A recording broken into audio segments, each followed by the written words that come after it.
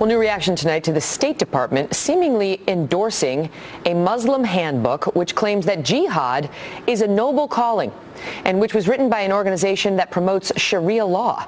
Andy McCarthy is a former chief assistant U.S. attorney who led the prosecution against the Blind Sheikh in the 1993 World Trade Center bombings. He's also a contributing editor to the National Review.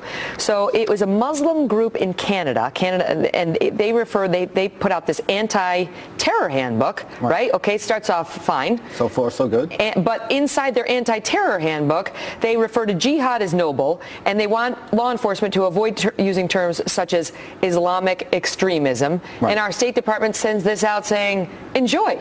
Well, because that's the position of the Obama administration. It has been from the beginning of the administration. John Brennan, who is now the head of the CIA, was the president's counterterrorism czar, gave a speech, and I think it was 2010, which said precisely this, that we can't use the word jihad in connection with terrorism because jihad is a noble concept in Islam. And what he proceeded to say was that it's this purification of the self or purification of the neighborhood. Now, in point of fact, if you go to the manuals of Sharia law, it says, and these are this is not Andy McCarthy's manual, right? This is the Muslim Brotherhood's think tank and the Al-Azhar University in Cairo.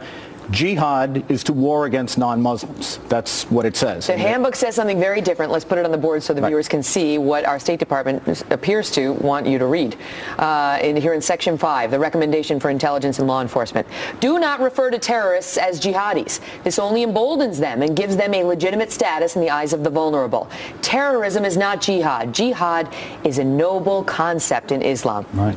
Do you think for a second that, say, Ayman Zawahiri worries about what we think jihad is? Right. I mean, do you really think that they identify themselves or self-perceive on the basis of what their enemies think of them? But then they also say don't use terms like Islamist terrorism, Islamicism, Islamic extremism. Instead, we're supposed to use accurate terms like Al-Qaeda-inspired extremist. Right. We have seen some of that here in the United States. This isn't just from Canada. No. It makes you wonder whether it was an accident at the State Department, because the State Department is saying, we were simply sharing information about a new product related to counterterrorism. Our reposting doesn't connote an endorsement. No, look, in our country, they've purged the materials that they use to train law enforcement, military, and intelligence people. They've taken out things that might cause affront if you're a moderate Islamist, which back when I was a prosecutor is the kind of stuff we used to call evidence. They've also, this is not the first time the State Department has offered a tweet seeming to endorse a controversial figure or ideology. Right. So they endorsed this radical Muslim cleric that the president, then they had to apologize for doing that. Right. Then the president mentioned the same guy in his address before the United Nations. One's starting to wonder whether this is accidental. No, because he endorsed the fatwa against American soldiers in Iraq. Right. Whoops, right? Right. But this guy who the State Department endorsed wanted people to kill U.S. soldiers, and yet we endorsed him, and then they said, oh, we're sorry, and then he was touted by the president before the United Nations. I think the best spin you could put on this, to give them the benefit of the doubt, is that anyone who even seems like they're rejecting real violent jihad, they want to get on the bandwagon with that people, and they're not interested in what the fine print says. They don't care that they're Sharia promoters, and they really do believe... Why isn't that legitimate? Maybe the terrorists will listen to them. Well... They're not going to listen to you.